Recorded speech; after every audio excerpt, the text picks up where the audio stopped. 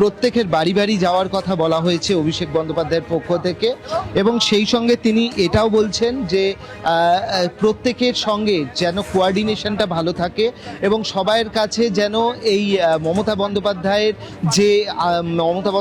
যে লাইফস্টাইল, যে জীবন ধারণ, যে জীবনবোধ, সেই কথাগুলো যেন সাধারণ মানুষের সামনে তুলে ধরেন। আপনারা ভাইপোর একটা দেখালেন, ভাইপো দাঁড়িয়ে বলছে যে মুখ্যমন্ত্রীর জীবনযাত্রা দেখে দেখুন উনি টালির চালের বাড়িতে থাকেন, তাই দেখে ভোট দিন। কেন সোনা নিজের বাড়িটা দেখাও না একটুখানি, খালি মুখ্যমন্ত্রীর জীবনযাত্রা কেন? তোমার বাড়িটা দেখাও না সোনা, তোমার জীবনযাত্রাটা একটু দেখুক লোকে। শুনুন, অভিষেক বন্দ্যোপাধ্যায় কি যোগ্যতা আছে বলুন তো? কি শিক্ষাগত যোগ্যতা আছে আর কি তার আর পাশে যোগ্যতা রয়েছে যে সে হচ্ছে কয়েকশো কোটি টাকা সম্পত্তির মালিক, এতগুলো কোম্পানির ডিরেক্টর থেকে শুরু করে তার খালি তার নিজের নামে সম্পত্তি, তার বেনামে সম্পত্তি ছেড়ে দিয়ে দিলাম। ভবানীপুরে যে বাড়িটায়, হাজরা মোড়ে যে বাড়িটা থাকে 23 পল্লী উল্টো দিকে, কি যোগ্যতা ওর, কি কোয়ালিফিকেশন আছে যে এই বিলাসবহুল বাড়িতে, বাড়ির মধ্যে এসকালেটার থেকে শুরু করে লাখ লাখ টাকা ঝাড়বাতি থেকে শুরু করে যা আমরা দেখি। এবং আমি আপনাদেরকে তার পাশাপাশি বলছি, মমতা বন্দ্যোপাধ্যায় জীবনযাত্রা থেকে শিখতে হবে। মুখ্যমন্ত্রী হওয়ার পরে কলকাতা শহরের খালি 3টে রাস্তায়, ওই পাড়ায় হরিশ মুখার্জি রোড, হরিশ চ্যাটার্জি স্ট্রিট, আর হচ্ছে ওই আরেকটা রাস্তা আমার কালীঘাট রোড। আমি শেষ করে নিই, মেদিনীপুরের সেই সিপিএম নেতার অট্টালিকা, সেই বাড়ির কথা আমরা কেউ ভুলে যাইনি, তুমি হয়তো ভুলে গেছো। একটা অবান্তর উদাহরণ দিলেন, যে অট্টালিকার কথা বলছেন আমি আরো স্পেসিফিক্যালি সেই সিপিএম নেতা বলেন, আমি নামটা বলছি অনুজ পান্ডে, 1.5 কাঠা জমির উপর একটা দোতলা বাড়ি, যেটা কিনা ওদের 3 ভাইয়ের সম্পত্তি। আর তার সঙ্গে কথা হচ্ছে একজন মুখ্যমন্ত্রী যিনি টালির চালের বাড়িতে গিয়ে মুখ্যমন্ত্রী হয়ে কলকাতা শহরে খালি 3টে রাস্তায় নিজের পরিবারের নামে 35টা প্লট করেছে। কিসের সাথে কিসের তুলনা করছেন? আর আমি আপনাদেরকে তার পাশাপাশি এইটা বলছি, শুনুন, তৃণমূল একটা এমন দল না, ওদের এই যে একটা ক্যাম্পেইন আছে না, যে আমাদের দলের যত পঞ্চায়েত মেম্বার থেকে শুরু করে কাউন্সিলর, যত চট্টিডিং বা হোক না কেন, আমাদের মুখ্যমন্ত্রী হেভি সৎ। মমতা ব্যানার্জি যদি সৎ হতেন, তৃণমূলের একটা লোক চোর হতে পারতো না। যদি মমতা বন্দ্যোপাধ্যায় মনে করতেন যে তৃণমূলে আমি কাউকে চুরি করতে দেবো না, তৃণমূলে কারোর বাবার ক্ষমতা ছিল না চুরি করার, কারণ দলটাই হচ্ছে একজন ব্যক্তিকেন্দ্রিক দল, এটা সবাই, এটা তৃণমূলের লোকেরা এটা অস্বীকার করে না।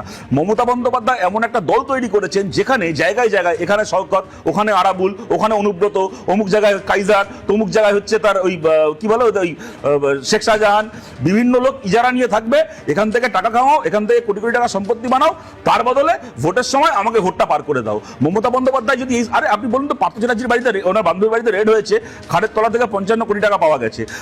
যারা আমাদের আলোচনা শুনছেন তারা এখন জানেন, পশ্চিমবাংলায় তৃণমূলের একটা পঞ্চায়েত মেম্বারের নাম বলুন তো, যার বাড়িতে আজকে রাত্রিবেলা রেড হলে 2 কোটি টাকা 3 কোটি টাকা পাওয়া যাবে না? একটা পঞ্চায়েত মেম্বারের নাম বলুন তো, ওর অভিষেকের পিসির বাড়ি থেকে ভোট দিতে হবে?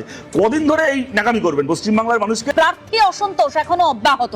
রবিবারও প্রার্থী বদলের দাবিতে ক্ষোভ আছড়ে পড়ল সল্টলেকের রাজ্য বিজেপির সদর দপ্তরে। এদিন হিঙ্গলগঞ্জের প্রার্থী রেখা পাত্রের প্রার্থী পদের বিরোধিতায় বিক্ষোভ দেখান দলেরই একাংশ। একইভাবে শ্রীরামপুরের প্রার্থী ভাস্কর ভট্টাচার্যের বিরুদ্ধেও ক্ষোভ দেখায় বিজেপি কর্মীদের একাংশ।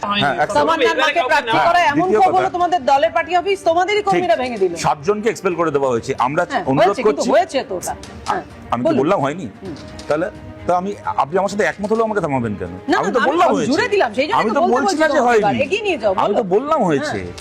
আমি এইটুকু বলছি যে তাহলে আমরা যে অবস্থানটা নিলাম, তৃণমূল সেই অবস্থানটা নিই। তাদের যারা বিক্ষোভ দেখাচ্ছে, পার্টি অফিস ভাঙছে, বিজেপির লোকেরা তো সরাসরি বলছে যে আমরা বিজেপি করি, টাকা নিয়ে শ্রমিক ভট্টাচার্য আর শুভেন্দু অধিকারীরা সিট বিক্রি করেছে।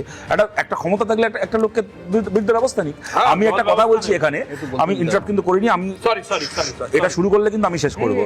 সুতরাং আমি দেখুন, একটা পরিষ্কার কথা, ওদের দলে কে বিক্ষোভ দেখাবে, কি করবে অন্য কথা, কিন্তু আমি তমন্নার মায়ের যেহেতু উদাহরণটা দিলেন, আমি আপনাদেরকে বলি, তমন্নার মা প্রার্থী হওয়ার ফলে যারা বিক্ষোভ দেখিয়েছিল তারাও কেউ এই কথাটা বলেনি যে তমন্নার মা টাকা দিয়ে সিপিএম এর ক্যান্ডিডেটটা পেয়েছেন। কিন্তু তৃণমূলে যাদেরকে প্রার্থী করা হয়নি, বিজেপি যাদেরকে প্রার্থী করেনি, তারা দাঁড়িয়ে বলছে যে আমাদের দলের তৃণমূলের একজন বাদ পড়া বিধায়ক বললো আইপ্যাককে 20 লাখ টাকা দিতে পারিনি, 20 লাখ টাকা চেয়েছিল আইপ্যাককে 20 লাখ টাকা দিতে পারিনি বলে আমি প্রার্থী হইনি। এমনকি তমন্নার মায়ের প্রার্থী সব ব্যাপারে মুড়িমিচ্ছি এক করেন, তো সব কিছুতে একটা করে সিপিএম এর রেফারেন্স দিয়ে দেন। আমি এই কারণেই কথাটা বলছি, সিপিএম এর প্রার্থী না হয় যদি কেউ বিক্ষোভ দেখিয়েও থাকে, তাহলেও কি সেইটা বলতে পেরেছে যে মোহাম্মদ সেলিম বিমান বসুরা টাকা নিয়ে সিট বিক্রি করেছেন? এ কথা কেউ যতদিন বেঁচে আছে সিপিআইএম, এ কথা কেউ কোনোদিন বলতে পারবে না। সুতরাং মুড়ি মিস্ত্রিকে এক করবেন না, এইটুকু অনুরোধ থাকলো।